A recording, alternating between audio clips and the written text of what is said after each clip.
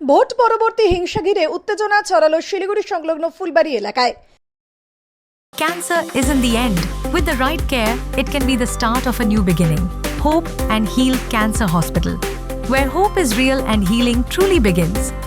New life fertility centre আধুনিক চিকিৎসা ও বিশেষজ্ঞদের সহায়তায় আপনার স্বপ্ন পূরণ করতে প্রস্তুত। নতুন জীবনের স্বপ্ন সত্যি করতে আজই যোগাযোগ করুন। নতুন জীবনের সূচনা এখানেই। বৃহস্পতিবার ভোট গ্রহণ শেষ হওয়ার পর ফুলবাড়িতে বিজেপি কর্মীদের ওপর হামলার অভিযোগ উঠেছে তৃণমূলের বিরুদ্ধে। এই ঘটনাকে কেন্দ্র করে এলাকায় চরম উত্তেজনা তৈরি হয়। ঘটনার পরপরই রাতে এনজেপি থানায় পুলিশ একজনকে গ্রেপ্তার করে। তবে অভিযুক্তদের সকলকে গ্রেপ্তারের দাবিতে শুক্রবার এনজেপি থানার সামনে বিক্ষোভ দেখায় বিজেপি নেতৃত্ব।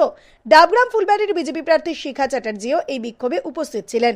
তিনি বলেন, ভোট শেষে তৃণমূলের কিছু নেতা বিজেপি কর্মীদের ওপর হামলা চালিয়েছে। অভিযুক্তদের নামে এনজেপি থানায় অভিযোগ দায়ের করা হয়েছে।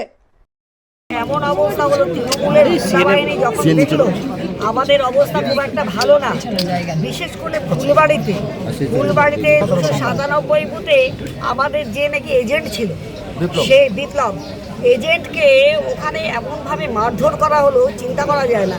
কারণ দেখুন, ওকে প্রথমেই হুমকি দেওয়া হয়েছিল এর আগে যে এখানে বিজেপি করা যাবে না, এখানে বসা যাবে না ইত্যাদি হুমকি দেওয়া হয়েছিল। এই যে মানে ভীষণভাবে এই সুকুমার সরকার এত বড় কি করে দালাল হয়ে গেল, এত বড় কি করে দাদা হয়ে গেল তৃণমূল কংগ্রেসের, আমি বুঝলাম না। মানে এইরকমভাবে আর এর সঙ্গে দুটো ছেলে বোধহয় ছিল, নাম দুটো আমি জানি না, একটা স্বাধীন এবং সুদীপ, দুই সরকার মিলে, মানে অর্থাৎ 3 সরকার, বাবা এবং তার সঙ্গে 2 সরকার ছেলে মিলে এরা এইরকমভাবে আক্রমণ করেছে। ভদ্রলোক আজকে বোধহয় এখনো বোধহয় আপনারা জানেন, প্রথমে নার্সিংহোমে ভর্তি করে তাকে একদম করা হয়েছিল, পরবর্তীতে তাকে সিভিলে ভর্তি করা হয়েছে। এরকম অবস্থা, মানে ভদ্রলোকের যে প্রাণহানি হয়ে যায়নি এটাই যথেষ্ট। তার শুধুমাত্র তাই করেই ছাড়েনি আমাদের মাইনরিটি প্রেসিডেন্ট যিনি রয়েছেন, আমাদের পুজো দাদা, যাকে বলি মতিউর রহমান, ওনাকে যেভাবে মানে অ্যাটাক করেছে কালকে, চিন্তা করা যায় না। ওনাকে অ্যাটাক করেছে, দেখুন, মানে উনি ওনাকে বারবার থ্রেট করে। এই যে এনার উপর যে অত্যাচারটা হয়েছে, এনাকে বারবার করে তুমি মুসলিম হয়ে কেন বিজেপি করবে, বারবার এনাকে অত্যাচার করা হয়েছে। করার পরে কালকে ওনাকে ফিজিক্যালি অ্যাসাল্ট করা হয়েছে এবং সেই নামগুলো আমরা এখানে এক এক করে দিয়ে দিয়েছি। আমরা আজকে এফআইআর করছি। যদি নাকি কোনোভাবে এরা অ্যারেস্ট না হয়, আগামীতে কি ব্যবস্থা নিতে হয় সেই ব্যবস্থা কিন্তু আমরা নেব এবং আন্দোলন বৃহৎ থেকে বৃহত্তর চলে যাবে।